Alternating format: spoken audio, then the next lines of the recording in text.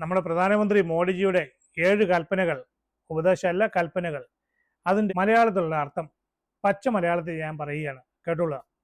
എടാ മക്കളെ, നാട്ടുകാരെ, നമ്മൾ പൊട്ടി. ഞാനും എൻ്റെ കുറേ മന്ത്രിമാരും കൂടെ ചേർന്ന് 10-12 വർഷമായിട്ട് ഇവിടെ കിടന്ന് ആകുന്നത്ര പിടിച്ചു നോക്കി നമ്മുടെ രാജ്യത്തെ ഒരു നിലയിലൊക്കെ എത്തിക്കാനുണ്ട്. പക്ഷേ എങ്ങും എത്തുന്നില്ല. അവിടെ കിടന്ന ട്രംപ് ആവശ്യമില്ലാത്ത പ്രശ്നങ്ങളൊക്കെ ഉണ്ടാക്കി. എന്നെക്കൊണ്ട് മേല.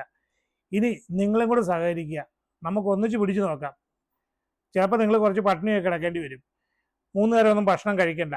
വയറൊക്കെ ഒരു തോർത്ത് വെച്ച് മുറുക്കി അങ്ങ് കെട്ടിയേക്കുക, അല്ലെ സാരിയൊക്കെ നല്ലപോലെ മുറുക്കി അങ്ങ് കൊടുക്കുക.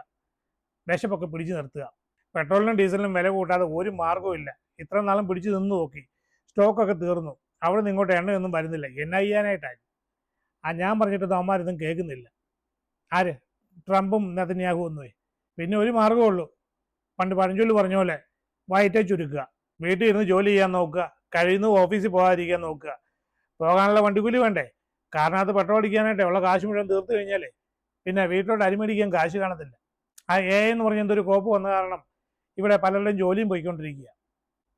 വല്ല പ്രൈവറ്റ് ബസ്സിലോ ട്രാൻസ്പോർട്ട് ബസ്സിലോ ട്രെയിനിലോ ഒക്കെ കയറി ഓഫീസിൽ പോകാൻ നോക്കുക, അത്ര അത്യാവശ്യമാണെങ്കിൽ. അല്ലാതെ കാറിലും ബൈക്കിലും പോകുന്ന പരിപാടിയൊക്കെ നിർത്തുക. ഞാനത് പറഞ്ഞില്ലെന്ന് വേണ്ട, പിന്നെ എന്നെ കുറ്റം പറഞ്ഞേക്കല്ലേ, നേരത്തെ പറയാതിരുന്ന എന്താണെന്ന്.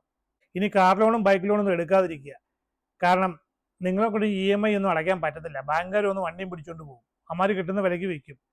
ലോണും ചോദിച്ചുകൊണ്ട് ബാങ്കിലോട്ട് ചെന്നാലോ എവിടെ നിന്ന് എടുത്ത് തരാനാ? ബാങ്കിലും ഒന്നും ഇല്ല. നമ്മളാകെ പൊട്ടിയിരിക്കുക. 2-3 കാറൊക്കെ ഉള്ള ബിസിനസ്സുകാരൊക്കെ ഉണ്ടല്ലോ, 1-2 വണ്ടി അങ്ങ് വിറ്റേക്ക്. ഒരു വണ്ടിയൊക്കെ മതി. അല്ലെ ഇതിന് ഇൻഷുറൻസ് കാശ് അടയ്ക്കാൻ പോലും നിങ്ങളെ കൊണ്ട് പറ്റിയെന്ന് വരത്തില്ല. അതുപോലെ പ്രശ്നത്തിലേക്കാണ് നമ്മൾ പോകുന്നത്. പിന്നെ കുറേ പേര് ഇവിടുന്ന് ലോണൊക്കെ എടുത്തിട്ട് മക്കളെ പഠിപ്പിക്കാനായിട്ട് ജർമ്മനിയിലോട്ടും ഇംഗ്ലണ്ടിലോട്ടും ഒക്കെ വിടുന്നുണ്ടല്ലോ. അതും നിർത്തുക. കാരണം അവിടെ പണിയില്ലെന്നാണ് പറയുന്നത്. ആ പിള്ളേരെല്ലാം കൂടി ഇങ്ങോട്ട് വന്നു കഴിഞ്ഞാലോ നിങ്ങൾ പിന്നെ എവിടെ നിന്നെടുത്ത് EMI അടയ്ക്കാനാ? ഞാനൊന്നും പറഞ്ഞില്ലെന്ന് വേണ്ട, എന്നെ കുറ്റം പറഞ്ഞേക്കില്ല കേട്ടോ. ഇവിടെ ഉണ്ടായിരുന്ന കാശൊക്കെ എടുത്ത് റോഡ് പണിതു, പിന്നെ കുറേ വിമാനം മേടിച്ചിട്ടു, കപ്പൽ മേടിച്ചിട്ടു.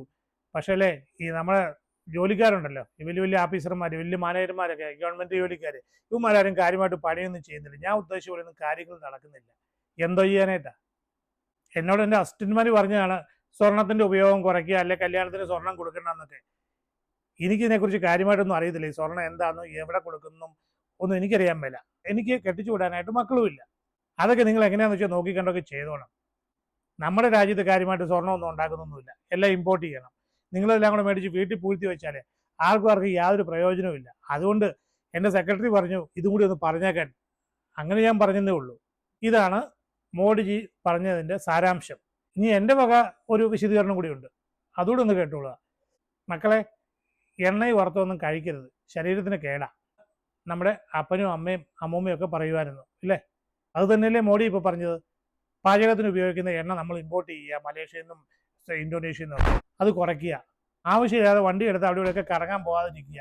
ഇതിനൊക്കെ പെട്രോൾ ആരടിക്കും? ഇതും നമ്മുടെ അപ്പനപ്പൂപ്പന്മാർ നമ്മളോട് പറഞ്ഞിട്ടുള്ള കാര്യമല്ലേ? അത് മോഡിജി ഒന്നുകൂടെ പറഞ്ഞു. വിദേശ യാത്രകൾ ഒഴിവാക്കുക, ഫോറിൻ സാധനങ്ങൾ മേടിക്കാതിരിക്കുക. അതും നമുക്ക് സ്കൂളിൽ പഠിക്കുന്ന കാലം തൊട്ടേ എല്ലാവരും പറഞ്ഞു തരുന്ന കാര്യമല്ലേ? ആദ്യം സ്വന്തം കാലം നിൽക്കാൻ നോക്ക്, എന്തെങ്കിലുമൊക്കെ ജോലി ചെയ്ത് ജീവിക്കുക, എന്നിട്ട് 10 കാശ് ഉണ്ടാക്കിയിട്ട് ഇതിനെക്കുറിച്ചൊക്കെ ആലോചിക്കുക. ഇതൊന്നുമില്ലാതെ കിട്ടുന്ന കാശ് മുഴുവൻ എല്ലാ മാസവും EMI അടച്ചു തീർക്കുന്നത്. നിങ്ങൾ എങ്ങോട്ട് ഫോറിൻ ട്രാവലിന് പോവുക? എന്തിനാ ഈ ഫോറിൻ സാധനം എല്ലാം കൂടെ മേടിച്ച് കൂട്ടുന്നത്? ഇനി 5ാം ക്ലാസ്സിൽ പഠിച്ചൊരു കാര്യം പറയുകയാണ്. രാസവളങ്ങൾ മണ്ണിലിടരുത്, ജൈവവളങ്ങളെ ഇടാവുള്ളൂ. രാസവളങ്ങൾ മണ്ണിന് ദോഷം ചെയ്യും, മണ്ണിരകളെ കൊല്ലും. ഇതൊക്കെ നമ്മൾ പഠിച്ചിട്ടുള്ളതല്ലേ? മോഡി ചെയ്താ ഒന്നുകൂടി അണ്ടർലൈൻ ചെയ്തങ്ങ് പറഞ്ഞു, നമ്മൾ രാസവളങ്ങൾ ഉപയോഗിക്കാതിരിക്കുക, എന്നിട്ട് ചാണകം മതി, അല്ലെ ജൈവവളം മതി എന്ന്. ഇങ്ങനെ പറഞ്ഞ എല്ലാ കാര്യങ്ങളൂടെ നിങ്ങൾ ഒന്നുകൂടി ഒന്ന് അവലോകനം ചെയ്തേ. നമ്മൾ LP സ്കൂളിലും UP സ്കൂളിലും പഠിച്ച കാര്യങ്ങൾ മാത്രമേ ഇദ്ദേഹം ഇപ്പോൾ ഈ ലിസ്റ്റാക്കി പറഞ്ഞിട്ടുള്ളൂ. അതിൽ കൂടുതലായിട്ടൊന്നും പറഞ്ഞിട്ടില്ല. ചാനലുകൾ മുഴുവൻ ഒരു ചെണ്ടയൊക്കെ കൂട്ടി ഇറങ്ങിയിരിക്കുകയാണ്. പ്രധാനമന്ത്രി 7 കാര്യങ്ങൾ പറഞ്ഞു, രാജ്യം സ്തംഭനാവസ്ഥയിൽ. ഞാൻ ഏതായാലും എൻ്റെ ഒരു കാർ വിൽക്കാൻ പോവാ. എന്നെക്കൊണ്ട് പറ്റത്തില്ല ഈ ആവശ്യമില്ലാത്ത ടെൻഷനൊന്നും എടുത്ത് തലേ വെച്ചുകൊണ്ട് നടക്കാനായിട്ട്.